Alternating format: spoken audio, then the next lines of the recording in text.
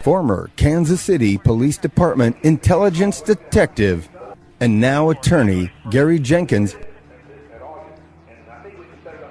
produced 4 documentary films, most recently Gangland Wire.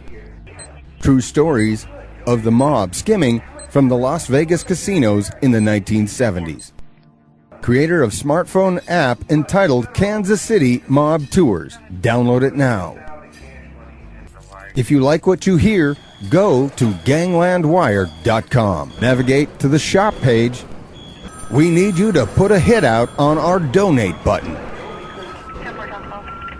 Buy the DVD Gangland Wire or download the Kansas City Mob Tour app.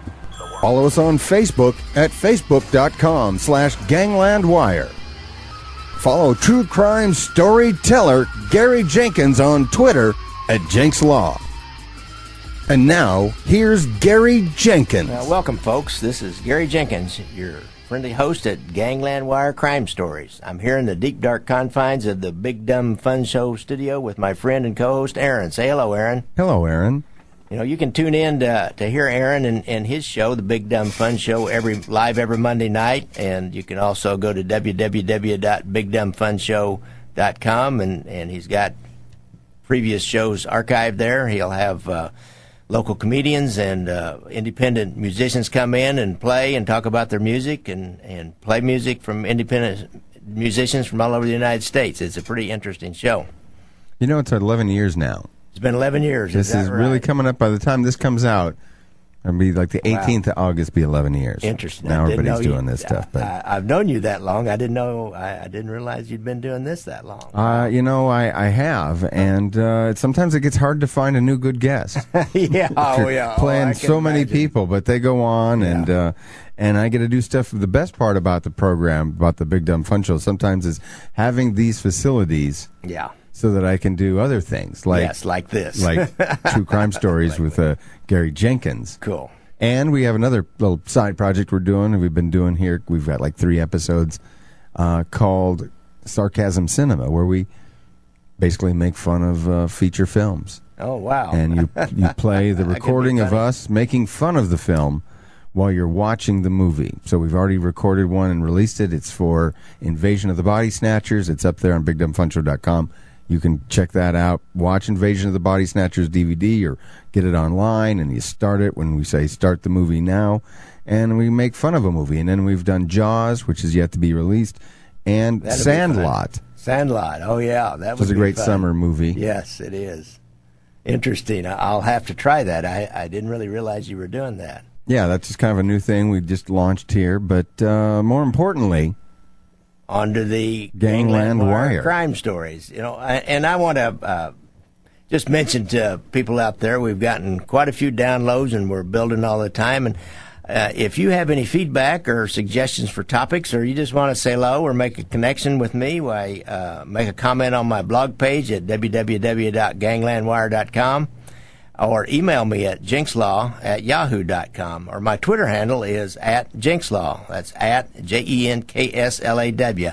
I'm becoming quite the Twitterer here lately, and I'm starting to figure out how you do hashtags and communicate with people via Twitter. You need to get an Instagram account. Yeah, I do. I tagged you on a photo of Union Station from I was down there this afternoon taking a photo and listening to the Union Station Massacre. The Union Station Massacre, which is a 3-episode podcast that people should download and listen to. And here's a question for you. What if you were, say, an officer of the law and you had a true crime story? Could somebody email you? Yeah, email me. Come in and be my guest. Come in and tell your story on the Gangland Wire crime stories. I'm kind of a mob expert because of my history, but I'm doing other things. I've done some crime stories about before I became a mob expert. When I was a young policeman, I did one about the Ku Klux Klan investigation we did of them, and I'll do most any true crime story. So if you've got one, or if you're a mob member and say you want to come in and talk, it's just audio. No one's going to know who you actually are. Right. And Aaron, do you have one of those things that disguises voices? No, I don't. It's in front of your microphone. Oh yeah, the spit catcher. We could do that, I'm sure. Yeah, we could. And I want to mention and thank some people here. We have asked for donations, and we're going to continue to ask for a little donation because we got to pay for studio time, and I've made some Freedom of Information Act requests and some other minor expenses, I guess. But you're hosting the podcast so people can download it. And I'm hosting the podcast. I got to pay for that hosting service, and so I got a variety of expenses, and we don't charge anybody for it. So I wouldn't mind getting a donation. I made a donation button. You can make a donation through PayPal on my shop page at www.ganglandwire.com. And I'd like to thank Barry Parks. Mr. Parks, I really appreciate what you did. Michael Ledlow and Myra Watson for their assistance in keeping this going and helping us cover our expenses. Making a donation. And by making a donation, it was great. And I also want to mention my friend and fellow mob historian, Terrence O'Malley, who was here last month, and we did the 3-episode series on the Union Station Massacre. Terrence O'Malley, thank you very much. He is an expert on that 30s mafia and political Pendergast history and the Union Station Massacre. He did a movie just about the Union Station Massacre as a work for hire for the Union Station. And you can find him online he has got 3 websites. One is Nellie Don, A Stitch in Time, just Google that, or blackhandstrawman.com or TomandHarryDocumentary.com. That's a documentary he did, his most recent one, which is about Tom Pendergast and Harry Truman and their relationship. And he found some really cool, rare 16mm home movies of a Pendergast wedding that he was able to put in that movie. I don't know how, he never did tell me how he found that. He just showed up. He had a connection somehow. It was cool. And one last thing, and we'll get on with this. We've been messing you around long enough. I just want to mention our favorite nonprofit around here, First Call. Make First Call your first call when you have a relative, employee, or friend with addiction problems. Call 816-361-5900 or go to www.firstcallkc.com. And they have a Facebook page, too. You can find them on Facebook.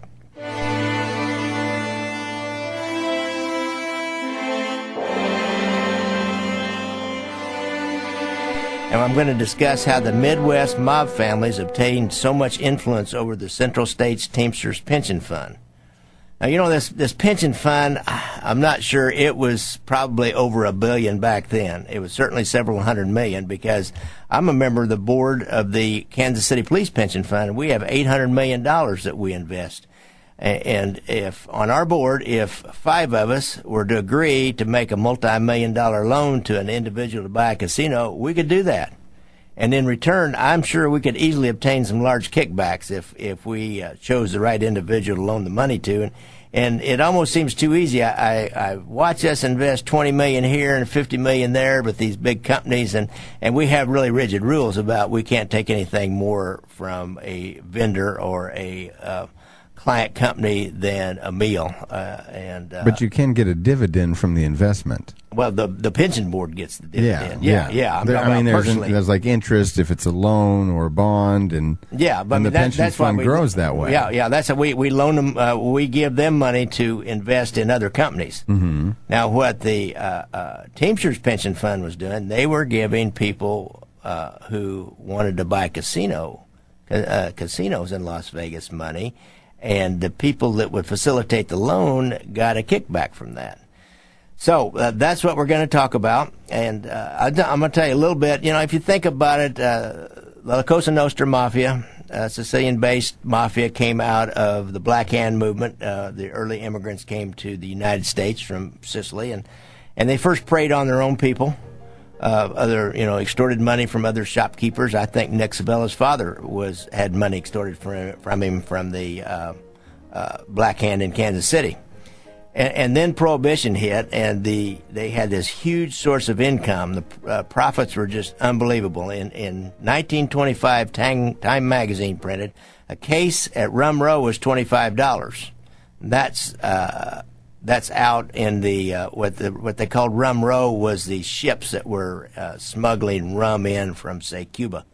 Once it got on the beach, a case went to $40, and to the retail bootlegger it's $50, and to the consumer it was $70 a case, or about $6 a bottle. Now that doesn't seem like very much now, because $6 for a bottle of rum, but back then that was probably like about $50 or $60 for a bottle of rum. Back in the 30s. Back in the 30s and the 20s, and there was thousands of jobs during that time created to secretly make and transport homemade liquor, and to smuggle factory-made booze in from Canada and Mexico. And when the Prohibition was over, this all dried up. To kind of put this in perspective, I looked this up on the internet, probably Wikipedia, I can't remember, but $1,000 in 1925 would be about like $12,000 today. So, but by the time Prohibition ended, every major city from Kansas City east to New York City had a politically connected, powerful criminal organization called the Syndicate, the Mob, the Mafia, La Cosa Nostra, the Outfit, the Glick, or this thing of ours is one thing I've heard this called. So, every one of them had it, and during this time, the Teamsters Union was one of the most powerful and most corrupt unions in the United States.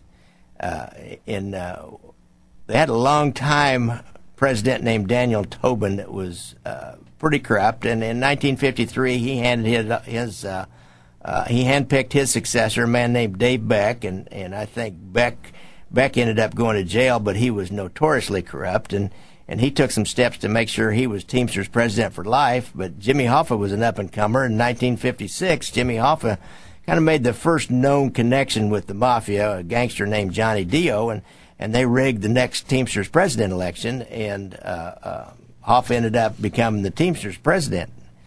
And, in Kansas City at that time, we had an up-and-comer in Local 41 of the Teamsters Union. There was a man named Roy Lee Williams.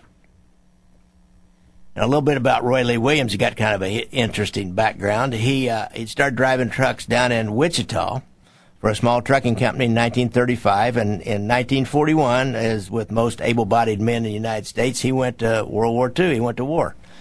And he came back, 1945, Roy Williams came back a war hero as a Silver Star winner. Now, the first known contact between Hoffa and Williams was around 1950, when Jimmy Hoffa appointed Roy Lee Williams as trustee to a local in Wichita, Kansas. And by 1952, Williams was appointed to the joint council that supervised all locals in the western Missouri, all the Teamster locals in western Missouri and Kansas, and soon he became the president of Local 41 in Kansas City, Missouri, which is the most powerful Teamsters union in the Midwest, outside of Chicago and Cleveland and Milwaukee. What's the role of a trustee?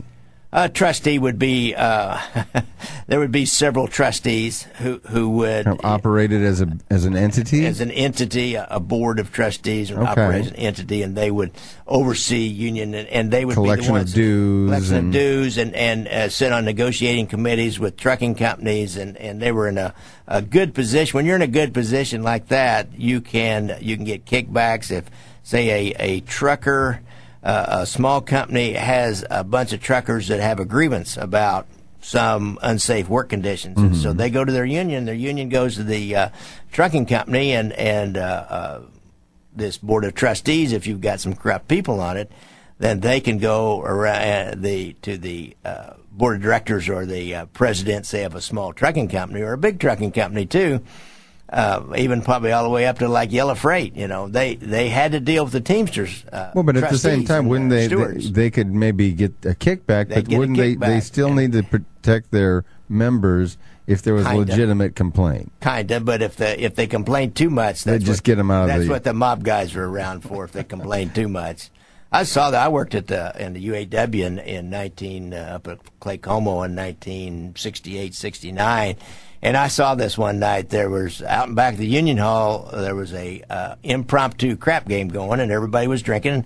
And my job was, I was a young guy before I became a policeman, and my job was to stand there and hold a flashlight. So there was two, they were UAW, United Automotive Workers, but there's two what we call committee men, and those are the people that represented the line workers, the employees. Mm-hmm. And there's a brand new foreman there, and they were shooting dice, and they were shooting dice for a lot of money. And the one of the his name was Ray Ridinger. He's dead now. Cowboy Ray Ridinger. He would get the dice, and he'd drop them, and then he'd pick them back up, and then he'd make about 10 straight passes, and this foreman was just losing, money out the butt. Mm-hmm. And then he'd drop them, and he'd right outside the light, and I tried to shine the light over there. He said, "No, leave that on." And then he'd pick them up. What he was doing was changing dice. Changing the dice out. He'd put the dice back, put the good dice back in, and then the foreman, he'd start, he'd make a pass, win a bet, but then he'd lose pretty quick, and then they'd get the next union guy, he'd get him, he'd drop him, and he'd reach out and get him and come back, and he'd make about 10 passes. And nobody ever catch on to this? I did. Because I told that foreman he was that's a nice where the kickback guy. comes in. Sure, he was a nice guy, and I told him later, I didn't get the kickback. See, I didn't get that. I thought they were just cheating him. Well, they were. It wasn't until years later that it was a kick. He was paying them off that way. Oh. Yeah, because I told him, I said, they were cheating you, Bill. His name was Bill something. He said I said they were cheating you. He just said, "Don't worry about it." And I thought that's funny. So I didn't. I went on, and I was young and dumb and didn't know what I was doing. And years later, when I became a policeman and was working in organized crime and working with these kinds of things, I thought he was just paying them off because he was a new foreman and he didn't want any trouble with the union. So he could lose a bunch of money. He could lose $500 to them, which was a lot of money in 1968. And his union trouble just got cut way back. So that's how it works. But Roy Lee Williams, he moves up from being a trustee to actually being the president of the local 41. And so he has huge power to make contracts with Yellow Freight and Consolidated Freightways and all the big local freight companies.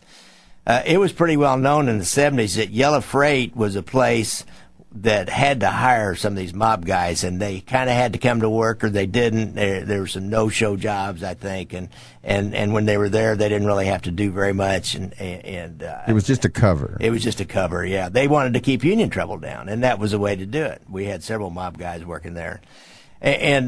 So anyhow, as Hoffa and Roy Lee Williams rose up in the ranks of the Teamsters, and they had this unholy alliance with the mob.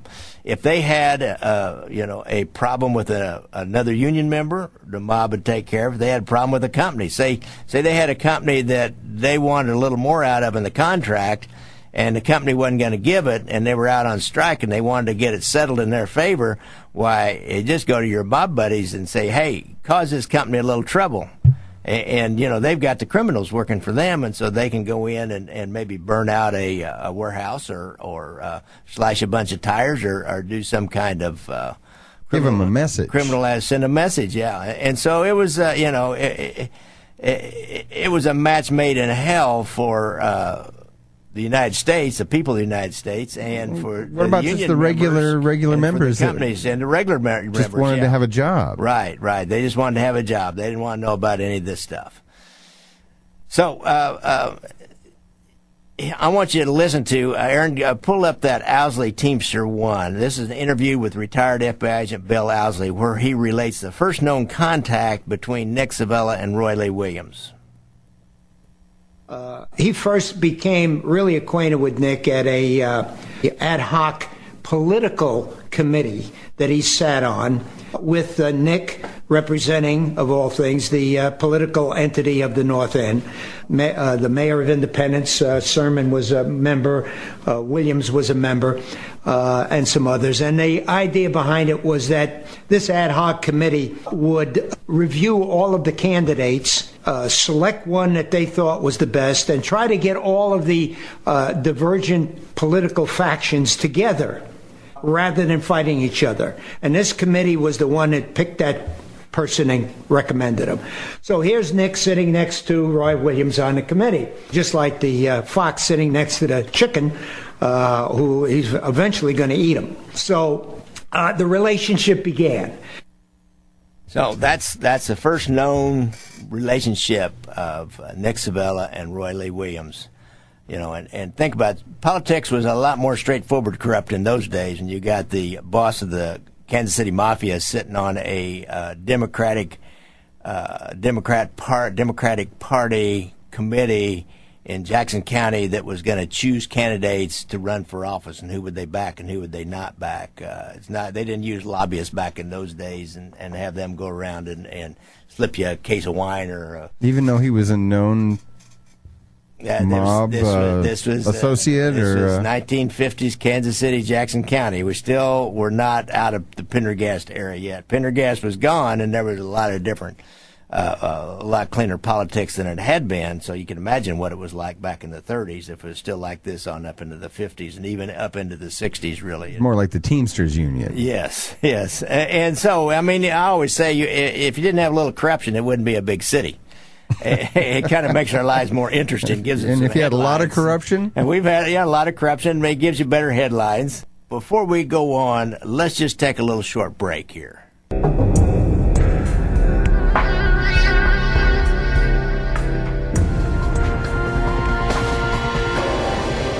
now for a word from our sponsors and about the program itself and the opportunities that you can have to download other episodes for free and donate to Gangland Wire Crime Stories to keep this program going. Thanks, Aaron. One of the first known examples of mob intervention union activities that made the headlines, I say that's why it's known, it came from a pretty unlikely place, the Kansas City, Missouri Fire Department. Now, if you ever wonder, the police department has always resisted unionization and resisted any connection with the fire department and the fire department union during my tenure. Now, they're a lot closer now, and now we have the Fraternal Order of Police, which is basically a police union and does a bargaining event with the city to get a contract just like any normal union would. But back then we didn't. And Bill Owsley in his book, Mobsters in Our Midst, which, by the way, is a great book, Mobsters in Our Midst. You can get that on Amazon.com. He doesn't sell it anyplace else. But anyhow, he reports that the Teamsters started a drive to take control of Firefighters Local 42 in Kansas City, and the firefighters' president was a battalion captain named Stanton Gladden. And I remember this as a kid, and he resisted those Teamsters' efforts. They wanted to keep the fire union as part of the National Fire Union, and they did not want the Teamsters moving in. And the city was pretty corrupt at the time, and they were not going to really resist a Teamsters takeover of the fire department because they could probably deal with the Teamsters under the table a lot easier than they could the firefighters union. Now, we had a politically appointed fire chief named Edgar Grass, and he had offered a promotion to this battalion chief, Gladden, in order to support the Teamsters union among the rank and file. And Gladden, he threatened to expose this offer, and Nick Civella's brother, Cork, we've talked about Carl Cork Civella. He was kind of the consigliere to the boss, Nick Civella. Anyhow, Cork is a fiery guy, too, and he's a very dangerous guy. He's much more impulsive and much more likely to hurt you than Nick Civella is. Nick Civella might get you hurt, but Cork Civella will do it impulsively. Nick Civella would only do it as a calculated risk. That's why they called him Cork, because his... pop off, yeah. And he asked this Stanton Gladden, Captain Gladden, to meet and discuss this issue, whether he's going to expose this offer of a promotion from the fire chief to support the Teamsters union. And he basically said, I don't care. I'm not going to do it. And Civella even offered his influence on the city council to get Gladden promoted to fire chief later on. And Gladden said, I won't do it. And he ended up reporting all this to I think the FBI agents at the time, as a matter of fact, and it ended up coming, he talked about it to reporters for sure. It ended up in the Kansas City Star? It ended up in the Star because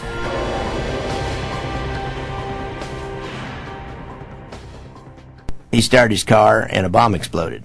And this is right out of Corky's hand playbook, right out of his playbook.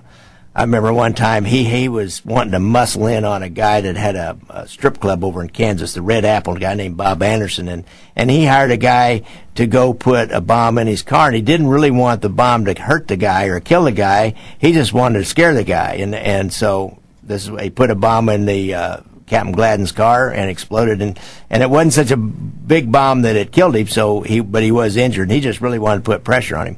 Well, this created a huge amount of publicity, huge headlines, and Gladden talked about it to the FBI and to the reporters, and it got so far that Robert Kennedy was Attorney General at the time, and they started, this is kind of opened investigation into these activities and really kind of one of the early beginnings of the government's investigation into mob influence over the Teamsters. The Teamsters right in the middle of this. Did Gladden have that much influence over the firefighters? Yeah, he was very popular. Very popular. Yeah, you got to understand, in a union, you've got a very tough, strong, charismatic, popular guy in a union.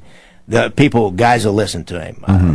That's the way it is in any, kind of paramilitary, any union or any paramilitary, police, fire, those kinds of macho kind of organizations. If you got somebody that everybody respects, they'll swing a big stick. They'll have a lot of power, and people will do what they say. Not he doesn't order them. He just mentions, this would be a good thing, and everybody goes along with it. Well, did Gladden? He didn't want to become a Teamster because the Teamsters were corrupt. He already knew they were corrupt. Everybody knew they were corrupt. He knew they were corrupt. Plus, he knew he'd just get shoved aside, too, more than likely. Even though they had to offer him. Because he wasn't playing ball. He wasn't playing ball, and eventually they'd get around to getting him. And they even offered to get him promoted to be the chief of the fire department in the end. And he reported him for it. This was a man, I mean, he didn't fall He did the right thing. He did the right thing. And for that, they put a bomb under his car. Exactly. And so, this all kind of died out, and the mob just backed off at the time. They just totally backed off. But, the mob and their influence over the Teamsters, there's an early story that Bill tells, and it's in Mobsters in Our Midst, that what does it really mean? See, Roy Williams by this time was what we call owned by the mob. If you're involved in business in any manner with the mob, they feel like they own you and everything about you. And so, I think it was in the late 60s, Nick Civella wanted the Local 41, the Teamsters Union, to participate in a medical plan. And the Teamsters would put $1 for each member into a fund, and in return, each member would have medical care with a particular doctor that Nick had already pre-chosen, who was going to get a kickback from the doctor. As well, yes. And it's all about kickbacks and making connections. And like $1 for each member, that doesn't seem like a big deal. And you get $1 how often? Like out of every paycheck? I think it was out of every paycheck. That's pretty inexpensive health insurance. Well, they had other health insurance. This was a kind of a supplemental policy, so you could just go to this one doctor with your family and have office visits. He was corrupt as hell, too. But it wasn't even a doctor that you picked. They picked a doctor. Yeah. Yeah, and Nick Civella picked your doctor. Yes, right. How you like that? He knows great cancer doctors, though, I bet. Yeah, he does. By the end, he did. But Williams kind of he kind of flinched at that, and he knew it wasn't really a good use of union money. They already had their medical plans, and it was just an additional medical plan, and it was money out of his guys' pockets. It wasn't very much, but and he complained to Jimmy Hoffa, and Hoffa reportedly said, "Well, that's just the way it is. You got to cooperate." And Hoffa said, "You just raise the union dues a little bit and cover this fee. They won't even notice it." So then Williams still is not going along, and he's visited by a Civella associate named Thomas Highway Simone, who was an old-time gangster that had a place called the Pancake Patio, I think, that all the mob guys ate at and met at down on about Armour and Broadway. I can't remember exactly where that is. That's one I ought to put on my app. You should put that on your app. Any relation to Pete Simone? He's probably an uncle, but I'm not sure. There's two branches of that Simone family. Highway, they called him Highway, and I can't remember the origin of that nickname. No, say that again. Where was his... Highway. Not his nickname. Oh. He had a restaurant? He had a restaurant called the Pancake Patio. Where was that at? And it was on Broadway. I believe it was around Armour and Broadway. Okay. It might be where, it's not even Sydney's anymore. Across from the Uptown Theater. Yeah, just north of it a little bit. There's a place right on the corner that I think it's like a tobacco shop now. I think it might have been there, but I'll have to look that up. And anyhow, Highway got hold of Riley Williams and said, you could get hurt if you don't go along with this plan, and if you do, well, you'll be taken care of. So he kind of claimed later in life that he didn't take the kickback, but and he didn't receive anything, but he did go along with it. And all during this time, and the Teamsters and other mob families in Cleveland, Milwaukee, and Chicago were doing some of these same things.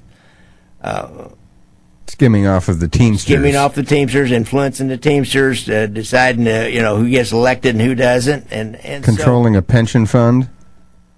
And controlling the pension fund, yeah. And now I've got another Owsley clip here. It's going to tell you a little bit more about when Nick Civella first asked for Williams' influence in granting a pension fund loan, he resisted again. So listen to this clip here from Bill Owsley about what happened when he resisted. And I think this was his last act of resistance. You'll see why. The turning point came when the mob fully became involved with Jimmy Hoffa in raping the Central States Pension Fund, making loans to mob-supported people and what have you. Well, Nick wanted a piece of that. Roy was a key person. Roy had been appointed by Hoffa as a trustee of the pension fund, meaning he had a vote when these loan applications came up. If he had Williams in his pocket, Nick had power. He had a piece of the loan process. And with a piece of the loan process, he got a piece of what came back from it in the way of kickbacks and other monetary value. He needed Roy. And when Roy resisted, he had him picked up at the Teamster car lot, blindfolded, taken to some warehouse type of building, sat in the middle of a dark building with a spotlight in his face, and a voice out of the dark coming saying, "You will cooperate with Civella, you will follow his lead, you will do what he says, and if you don't, then you will die after your wife," and named his two daughters, their ages and names. "You'll be the last to go. Do you understand this?" And Roy said he understood it fully. Went home, sought out advice as to what he could do, went to see Jimmy Hoffa. Jimmy pretty much told him, "Roy, these guys have been here way before we ever were here. They're going to be here long after we're gone." He said, "I'm tied up completely." He said, "You can run, but you can't hide." He said, "Do what they tell you." All right, so that's what happens when we resist Nick Civella, and we're kind of down to the end of our time. It's kind here. of odd that Jimmy Hoffa would be the one saying that, and he's the person who disappeared. Yeah, right. And they never found. Well, that's what would have happened to Roy Lee Williams if he didn't continue to go along with the program. Another interesting thing about that, years later, in the late 70s, when this man named Alan Glick, who got this $62 million from the Teamsters pension fund, bought the Stardust and the Tropicana and the Hacienda and the Marina hotels, the one that in Las Vegas, that the casino movie's all about. When he resisted and they had trouble with him, he did the same thing to him. He had Tuffy DeLuna approach him, and he had a piece of paper, and he named off his children. And then he also had Alan Glick come to Kansas City and put him in a hotel room and then shined a bright light on him, like the old-time days when the police would give you the third degree, and they put you in a dark room and with a light on you. Shine a light right in your eyes so you can't see who they are. And he did that to Alan Glick years later and told him the same thing. But he got picked up at the airport by Tuffy DeLuna. Right. He knew who these people were. Sure. Alan Glick knew who they were. Well, he Roy knew Williams when he got the loan who these people were, because it got taken care of through the Teamsters Union. That's how it works, ain't it? So this is actually predating that 70s era acquisition of those casinos using Teamster funds. Here, you're talking 10 years before? Yeah, 10 years before. Where they're actually back in the late putting 60s. themselves in control of the pension fund. Right. That Stardust loan, called it the Argent loan, was not the $62 million loan. That was not the first one they made. They had made other loans. And actually, I have had Teamsters tell me that, we did pretty well off those casino loans. And they did do okay off those casino loans. Because they were actually paid off, and the interest rates were paid. And And it was just kind of the way what they were doing was they were funding organized crime and their other nefarious activities by doing that. So, nothing is ever completely black and white in this life. As clean as the Teamsters want to be, because they were only legitimately paid the above the table money. Right. And the below the table money went straight to the mob. Yeah. So that's how it worked. And let's go ahead and stop here, and we're going to take back up with talk about Chicago and Cleveland and Milwaukee and their people who they owned in the Teamsters pension fund.